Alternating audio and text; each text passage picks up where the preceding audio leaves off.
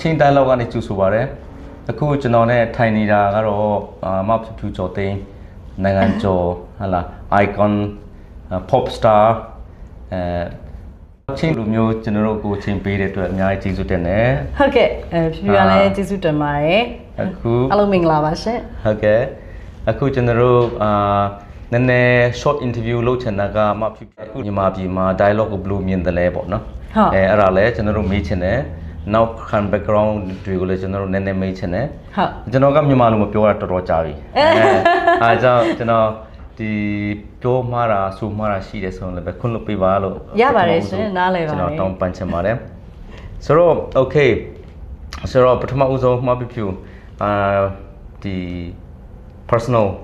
background ကျွန်တော်မေးချင်ပါတယ်ဟုတ်ကဲ့မေးပါရှင်ဟုတ်ဘယ်မှာမွေးတယ်လဲဟုတ်ဘယ်မှာကြီးပြင်းလာတယ်လဲနော်နောက်ပြီးတော့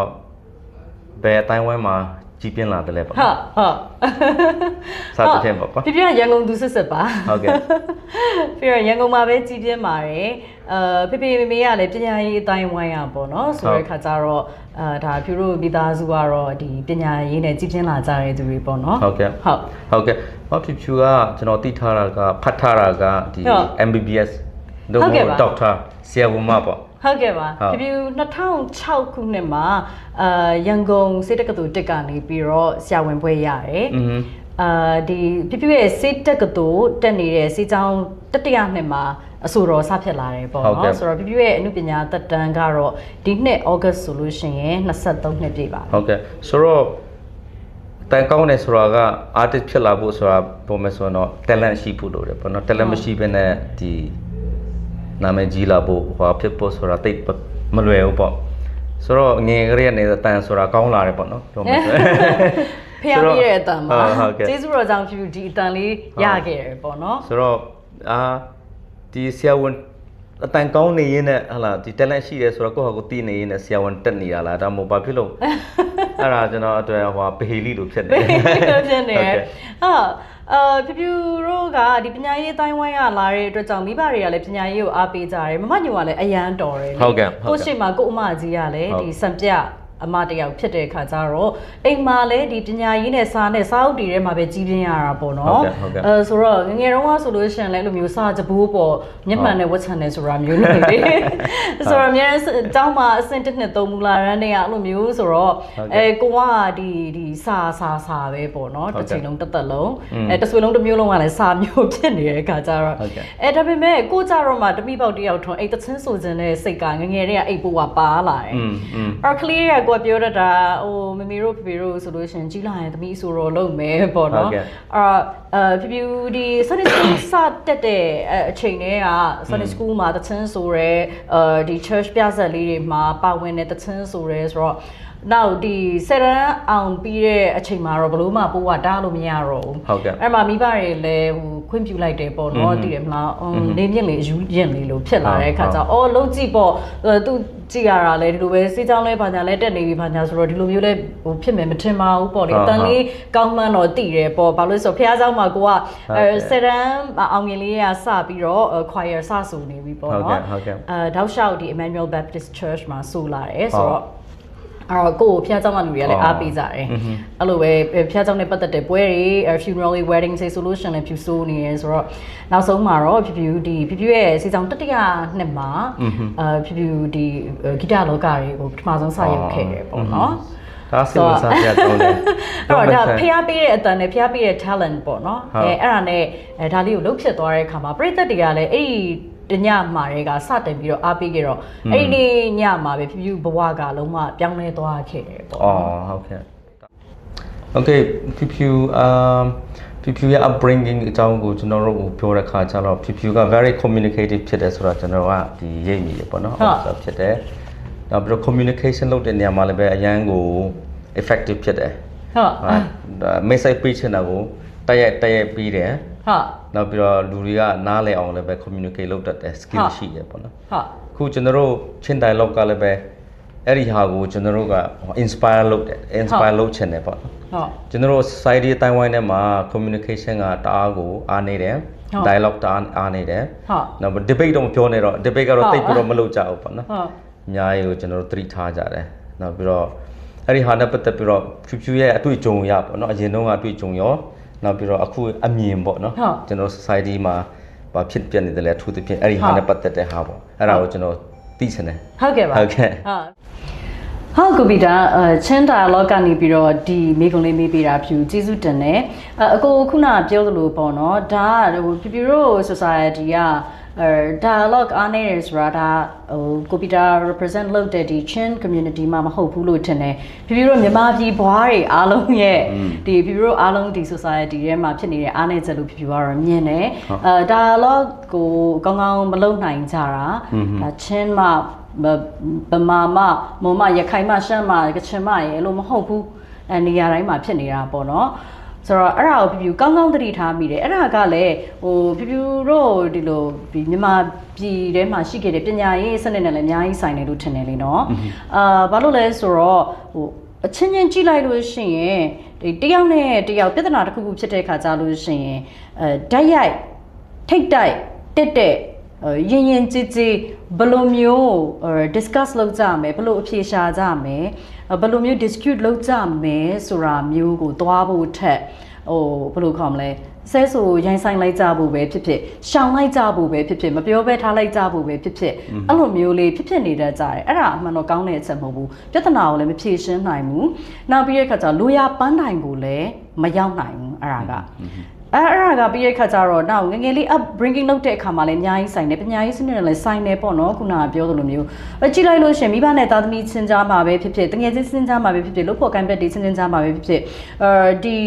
ီလူကြီးနဲ့လူငယ်ကြားမှာပဲဖြစ်ဖြစ်အလုပ်ရှင်နဲ့အလုပ်သမားကြားမှာပဲဖြစ်ဖြစ်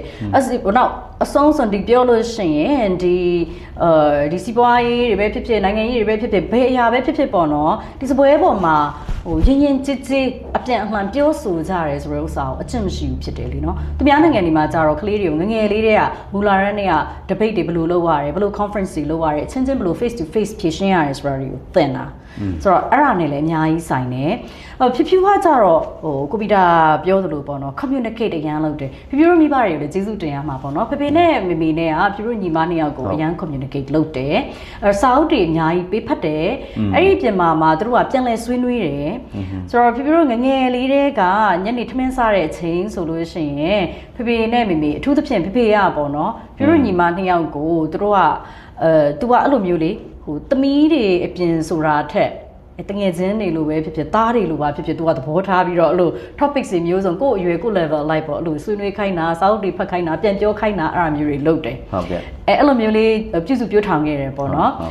်နောက်ပြီးတဲ့ခါကျတော့ကိုအဆိုတော်ဖြစ်လာတဲ့အခါမှာလဲပေါ့နော်ဖြစ်ကဘယ်လိုသဘောထားလဲဆိုတော့ကိုမြန်မာပြည်မှာလေကိုပြိတ္တတွေကအားပေးလို့ဒီနေရာကိုရောက်လာတယ်ရောက်လာတယ်ဆိုတဲ့အခါမှာကိုက pop star ဖြစ်တဲ့အတွက်ကြောင့်တော့ပေါ့ပမေးခွန်းနေအကြောင်းအရာတွေကိုတော့သိတယ်မလားပြောရဆိုရတာတွေတော့အများကြီးပေါ့လေဒါပေမဲ့ဘလို့စဉ်းစားဆုံးဖြတ်ထားလဲဆိုကိုနိုင်ငံရဲ့အနေအထားကိုကိုကငယ်လေးတွေကရိပ်ပြီးသဘောပေါက်တယ်ကိုဒီ1988ကိုလည်းဖြတ်တန်းဘူးတယ်မိဘတွေနဲ့အတူတူဆိုတဲ့ခါကျတော့ဒီကိုနိုင်ငံကပြည်သက်တွေဘလို့အနေအထားရှိတယ်ဘလို့ခက်ခဲတယ်ပြည်သူတွေဘလို့စိတ်ထဲမှာခံစားချက်ရှိတယ်ဟုတ်ကဲ့ဘာလို့ရင်ဆိုင်နေရတယ်ဆိုတာကိုလည်းပြည်သူအတန်ကိုဖြူသိတယ်ဆိုတဲ့ခါကျတော့ကိုဒီစာမျက်နှာတွေ air time တွေ screen time တွေရလာတယ်ဆိုတဲ့အခါမှာလည်းအမြဲတမ်းကိုကဆုံးဖြတ်ချက်နဲ့ကိုအလုပ်လုပ်ခဲ့တာငါဟုတ်တယ်ငါ pop star ဖြစ်တဲ့အကြောင်းငါတခြင်းတွေအကြောင်းပြောစရာတွေအကြောင်းရည်စရာတွေအကြောင်းပေါ့ပါးတွေအကြောင်းပြောမှဖြစ်တယ်လို့အမြဲတမ်းအနည်းဆုံးဘလို့ interview မှာပဲဖြစ်ဖြစ်ငါပရိသတ်ကိုပေးချင်တဲ့ message တစ်ခုတော့မဟုတ်ကိုတော့ငါအမြဲတမ်းထည့်ပြောမယ်မဟုတ်လို့ရှိရင်လည်းပရိသတ်ပြောချင်နေတဲ့အရာဘာလို့လဲဆိုတော့ဖြူသူတို့ voiceless people တွေဖြူတို့စီမှာအများကြီးရှိတာဟုတ်တယ်သိလား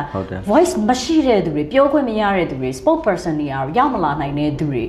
အများကြီးရှိတာဆိုတော့အဲ့ဒီလူတွေရဲ့စကားသံကိုကျန်တဲ့သူတွေကြားတဲ့သူတွေစီရောက်အောင်ငါပို့မယ်ဆိုတော့ဟာကိုအမြဲတမ်းစိတ်ထဲမှာထည့်ထားတယ်ကိုယ်တိုင်လည်း communicate လုပ်ရတာဝါသနာပါတယ်အဲ့အတွက်ကြောင့် show ပွဲတွေမှာဆိုလို့ရှိရင်လည်းဘယ်ပွဲဘာပဲဖြစ်ဖြစ်ဘာသာချင်းပဲဆိုဒီပရိသတ်တွေနဲ့အပြန်လှန်မဆိုခင်ဆိုပြီးအဲ့လိုလေးတပုတ်ကြားမှာစကားတွေပြောတယ်နေ့ကကွန်ပျူတာတို့ကြည့်လိုက်တယ်လို့မျိုးပေါ့နော်ဖြစ်ဖြစ်မနက်ပိုင်း ceremony မှာဆိုလို့ရှိရင်လည်း testimony နဲ့ ဒီ message ပေးပြီးတော့စကားပြောတာရှိသလိုညနေပိုင်းဖြောပြမှုမှာဆိုလို့ရှိရင်လည်းတပုတ်နဲ့တပုတ်ကြားမှာပရိသတ်တွေကိုနဲ့ဖြတ်တန်းလာခဲ့တဲ့ကာလအတွင်းမှာသူတို့ဒီတစ်ချက်နဲ့ပတ်သက်ပြီးရှိနေတဲ့ခန်းစားချက်လေးကိုနားလေတော့ communicate လုပ်တယ်အဲ့ဒါအရန်အရေးကြီးတယ်ဒါအပြန်အလှန်ဆက်သွယ်မှုကိုတိဆောက်တာပေါ့နော်ဆိုတော့ဖြူဖြူတို့တွေ society မှာက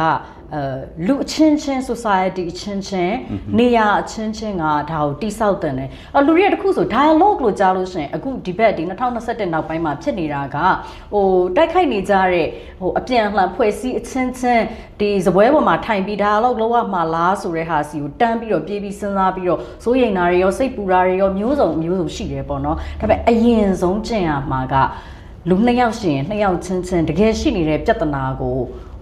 ဖြည့်ရှင်းပြီးပြီလားပြောတဲ့အခါမှာတဲ့ပြောတိုင်းရိုင်းတာမဟုတ်ဘူးတဲ့ပြောပြီးရိုင်းနေပြီဖြစ်ဘာလို့ဆိုစကလုံးသုံးတာရိုင်းနေလို့အမူအရာရိုင်းနေလို့ရိုင်းတာအဲ့တော့တဲ့ပြောပြီးပြဿနာကိုဖြည့်ရှင်းတဲ့နေရာမှာရင်ရင်ကြည်နဲ့တယောက်နဲ့တယောက်အပြန်အလှန် respect နဲ့ face to face ပြောလို့ရတဲ့နည်းလမ်းတွေအများကြီးရှိတယ်ဟုတ်ကဲ့ရိုင်းစရာမလိုဘူးတဲ့ပေမဲ့ရင်ရင်ကြည်နဲ့တစ်ဖက်သားကိုလေကိုက respect ရှိလို့ရှိရင်အဲ့ဒီလူကလည်းအဲ့ဒါကို learn လုပ်လာတယ်ပြန်ကြည့်ပြီးတော့သူပြောတာယဉ်ကျေးတယ်ဆိုတာအလကားယဉ်ကျေးနေတာမဟုတ်ဘူးကိုယ့်ကို respect ပေးတာအဲ့တော့အဲ့ဒီအပြန်လှန် mutual respect ကအရန်ရေးကြည့်တယ်ဖွဲ့စည်းချင်းချင်းမှမဟုတ်ပြီးတော့ဟာတဲ့မှာဖြူဖြူချောသိန်းဖြစ်နေလို့ဟာတမရာကြီးဖြစ်နေလို့ respect ပေးရကြအဲ့လိုမဟုတ်ဘူး basic mutual respect ဆိုတာလူတိုင်းအပြန်လှန်အချင်းချင်းကြားမှာရှိရမှာအဲ့ဒီခါကြလို့ရှင်အဲ့ဒါကိုကျင့်ပြီးပြိုးထောင်သွားတဲ့ခါကြလို့ရှင်ဟုတ်အကုန်လုံးကတဖြည်းဖြည်းအောင်မြင်လာလိမ့်မယ်ကိုဖြစ်ချင်တဲ့ရည်မှန်းချက်တွေစီကိုတွားလို့ရလိမ့်မယ်ဟုတ်ကဲ့ကျေးဇူးတင်တယ်နော်ဟုတ်ကဲ့ဟုတ်ဆိုတော့ကျွန်တော်တွေးလိုက်တာဒီမှာ level ကတိုင်းပေါ့နော် cross ကိုကျွန်တော်တွေးလိုက်တယ်ဆိုတော့မပြူကChristian ဖြစ်တယ်ဆိုတာကိုကျွန်တော်တို့ကသိထားတယ်ဆိုတော့အဲ့ဒီဟာနဲ့ပတ်သက်ပြီးတော့မှ Christianity ကဒီ belief in Christianity နောက်ပြီးတော့ခရစ်ယာန်ရဲ့အတွေ့အကြုံတွေကဟာလားဘယ်လောက်ထိဖြူရဲ့ဘဝကိုထိမ့်ပေးတယ်လဲပေါ့နော်ဒါမှမဟုတ်ဘယ်လောက်ထိ inspire လုပ်တယ်လဲ guideline လုပ်ပေးတယ်လဲအဲ့ဒီဟာကိုကျွန်တော်သိချင်တယ်ဟုတ်ကဲ့ဟုတ်ကိုပီတာအဲ့ဒီမိကုန်းလေးမေးပြီးတာတိတ်ကျေးဇူးတင်တယ်ဘာလို့ဆိုတော့ဖြူဖြူကအဲ့ဒါရမ်းပြောချင်တာဖြူဒီနေ့ဒီနေရာဒီဘဝရောက်လာတယ်ဆိုတာဖျက်ရဲ့ကျေးဇူးတော်တက်ကြောင်ရောက်လာတာလေငယ်လေးတွေကအဲ့လို interview တွေဖြေကြတဲ့ဖျောက်ကျေးဇူးတင်တဲ့အကြောင်းဖျားကျေးဇူးတော်ကြောင့်ဒီလိုဖြစ်လာတဲ့အကြောင်းပြောတော့ကိုခရစ်ယာန်ချင်းချင်းကြီးကိုမောင်နှမတွေအောင်စကြတယ်သူကဖျားယူနေတာဆိုပြီးတော့လေဆိုတော့တယ်လေအမှန်တရားပဲလေတော့ဖြူဖြူအတွက်ကဖျားရဲ့ကျေးဇူးတော်တက်ကြောင့်ဒီသူများတွေပါရမီလို့ခေါ်တဲ့ဒီအတန်ကြီးကိုရလာတယ်နောက်ပြီးတော့ဒီနေရာဒီအမြင့်ဒီဘဝကိုရောက်တယ်ကိုသိဆိုခြင်းနဲ့ဒီဆိုတော့ဖြစ်ခြင်းနဲ့ဆိုတာဖြစ်ရတယ်နောက်တစ်ခုကကြတော့ဒီChristian upbringing ပေါ့နော်အဲ့ဒါလည်းတိတ်အရေးကြီးတယ်လို့ဖြူဖြူမြင်တယ်ပေါ့နော်မိဘတွေကိုလည်းအဲ့လိုမျိုးပြုစုပြောထောင်ပေးခဲ့တာကိုတိတ်ကျေးဇူးတင်တယ်ဆိုတော့ခုနကပြောသလိုလေအပြန်အလှန် mutual respect ဆိုတာကလည်းဒီ Christian doctrine ကနေပြီးတော့သင်ပေးလိုက်တာပေါ့နော်မိဘတွေကအဲ့လိုသင်ပေးလိုက်တာဖြူဖြူငယ်ငယ်လေးက Sunday school ဒီ3-4နှစ်ကတည်းက Sunday school စတက်တာဟုတ်နော်တနင်္ဂနွေကျောင်းဒါဥပုသ်စာဖြေကျောင်းလို့မြန်မာလိုခေါ်တာပေါ့နောက်ပြီးတဲ့ခါကျတော့မိဘတွေဆိုလို့ရှင်ယဉ်ကျေးဖို့ဆိုတာတော့မိဘတွေဆိုတော့ကိုသားသမီးတိုင်းကိုဘယ်မိဘမဆိုဘယ်ဘာသာဝင်မဆိုတင်တာပါပဲလေနော်နောက်ပြီးတဲ့ခါကျ mutual respect ရှိဖို့ပြီးရင်ကိုချင်းစာတတ်ဖို့ကိုချင်းချင်းကိုနဲ့အမျှချစ်ပါဆိုတဲ့ဟာပေါ့နော်နောက်တစ်ခုကခွင့်လွတ်တတ်ဖို့နားလဲတတ်ဖို့ခွင့်လွတ်တတ်ဖို့ဆိုတာတော်တော်မလွယ်တဲ့အရာသိလားလူလောကကြီးမှာလေလူဘဝကြီးမှာရှင်သန်တဲ့အခါမှာလေပြီးတော့ဒီမှာကြတော့ခွင့်လွတ်တတ်တဲ့သဘောကောင်းတဲ့သူဖြစ်ရင်လူတွေကလူဘဝကြီးမှာကြတော့အတ္တကြီးတဲ့သူတွေများတဲ့အခါမှာကိုအမြဲတမ်းအနိုင်ယူတတ်တယ်လीနော်စော်ကားတတ်တယ်ဒီတုံးချတတ်တယ်ပေါ့နော်ဒါမျိုးတွေလည်းရှိရဆိုတဲ့အခါမှာဘလို့ဒါကိုခွင့်လွှတ်ပြီးတော့ကြော်လွှားပြီးတော့နားလည်ပေးမလဲဆိုတာတခါတလေမှအင်မတန်ခက်ခဲတဲ့ဘ ယ်လိုခေါ်မလဲစုံစမ်းနှောက်ယှက်ခြင်းလို့ပဲပြောရမလားပေါ့နော်အဲ့ဒါမျိုးလေးတော့ဖြစ်တတ်တာပေါ့လေဒါပေမဲ့အဲ့ဒီအခါတိုင်းမှာ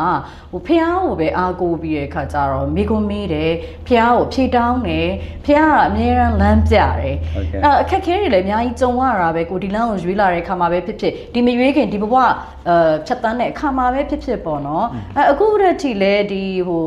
ဘက်တူကြတယ်ဆိုပေမဲ့လည်းဒီလိုဟိုတိုက်ခိုက်မှုတွေအခက်ခဲတွေဆိုတာဖြူဖြူမှာကြုံရတာပဲလေအဲ့လိုအချိန်ခါတိုင်းမှာဘယ်လိုဖြတ်တန်းရမလဲဆိုတာကြတော့ဖြူဖြူကိုဖြူဖြူမိဘကဒီ Christian doctrine နဲ့တလုံးbrought up လောက်လာခဲ့တဲ့ပုံမှာမူတည်ပြီးတော့ပဲဒါတွေကိုပြန်လည်ပြီးတော့စဉ်းစားဆင်ခြင်သုံးသပ်ပြီးတော့ရှောက်လှမ်းသွားရတာပေါ့နော်နောက်တစ်ခုပေါ့ဖြူဖြူဒါလေးတော့ထည့်ပြောချင်တယ်ဘာလို့ဆိုတော့ဖြူဖြူရေးခဲ့တဲ့သချင်းလေးဖေစကားသချင်းလေးပေါ့ဖြူဖြူကိုမေးကြတယ်လူတွေကပေါ့နော်ဖြူဖြူဒီနေ့ဒီလိုရွေးချယ်တဲ့အမျိုးသမီးတယောက်ဘယ်လိုဖြစ်လာတာလဲဆိုတာသိသိချင်တယ်ဆိုပြီးတော့ပရိသတ်တွေကမေးလေးရှိကြတယ်နောက်ဘလို့ဒီလိုမျိုးသမီးတယောက်ဖြစ်လာလဲဆိုလို့ရှိရင်ဖြူဖြူရဲ့ဖေစကားသချင်းလေးကိုနားထောင်ကြည့်လိုက်ပါလို့ဖေဖြူတို့ညီမကိုဆုံးမခဲ့တဲ့စကားလေးတွေအများကြီးတွေကတချို့စကားလေးတွေကိုဖြူသချင်းလေးလုပ်ပြီးဆက်ဆိုထားတယ်အဲ့ဒီထဲမှာပါတဲ့ဟာလေးတွေကိုနားထောင်ကြည့်လိုက်လို့ရှိရင်ဒီမိဘကဒီလိုဟို doctrine နဲ့ဖြူဖြူကိုဟိုတွင်တင်ဆုံးမလာတဲ့အခါမှာတနေ့မှာဖြူဖြူကဒါမျိုးကိုဒီလိုရွေးချယ်ပြီးတော့ဒီလိုရက်တည်တဲ့အမျိုးသမီးတယောက်ဖြစ်လာတယ်အဲ့ဒီအတွက်ကြောင့်ဖေရောမမေရောမိဘတွေလူကြီးသူမတွေဖြူဖြူကိုတွင်တင်ပေးလိုက်တဲ့သူတွေရောဖခင်သခင်ကိုပြုကျေးဇူးတင်တယ်အများကြီးဖြေပေးတဲ့အတွက်ကျေးဇူးတင်တယ်ဟုတ်အခုနောက်ဆုံးမိခွန်းတစ်ခုပေါ့ကွာဟုတ်ဒီဖြူကချင်းဝတ်စုံနဲ့အမြန်သွားလာလုပ်နေရပေါ့ဟုတ်ဆိုတော့နောက်ပြီးတော့နာမည်ကလည်းပဲဖြူကျော်ချင်းဖြစ်သွားတယ်ပေါ့နော်အခုမလေးရှားကိုရောက်လာတော့ချင်းတွေအများကြီးနဲ့တွေ့တယ်ဟုတ်လားစနဲ့ဆုံးထိချင်းတွေနဲ့တွေ့တယ်ခုထိပေါ့ကွာပြန်တဲ့ထိပေါ့